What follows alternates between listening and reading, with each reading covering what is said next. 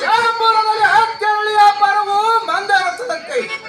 ಹತ್ತೆರಳಿ ವ್ಯಾಪಾರವನ್ನು ಬಿಟ್ಟು ಒಂದು ರತ್ತು ವ್ಯಾಪಾರಕ್ಕೆ ಬಾ ಎಂದು ಪತ್ರ ಕಳಿಸಿರುತ್ತಾರೆ ಗುಜ್ಜರ ಮುರುಗಪ್ಪನವರು. ಯಾರಾದರೂ ವ್ಯಾಪಾರಕ್ಕೆ ಹಾಗೆ ಹೋಗಬಾರದು. ಮನೆಯಲ್ಲಿ ನನ್ನ ತಮ್ಮಗಳಾದ ವಿರೂಪಾಕ್ಷಿ ಬಸವಂತಗಳಾದ ನಿಂತಿವರು. ಅವರನ್ನು ಕರೆಸಿ ಎರಡು ಬುದ್ಧಿ ಮಾತನ್ನು ಹೇಳಿ ನಾನು ವ್ಯಾಪಾರಕ್ಕೆ ಹೋಗುತ್ತೇನೆ. ಆ ಹೇ ತಮ್ಮ ವಿರೂಪಾಕ್ಷಿ ಬಸವಂತಗಳು ಎಷ್ಟು ಕಡೆ ಬರುವಂತರಾಗಲಿ.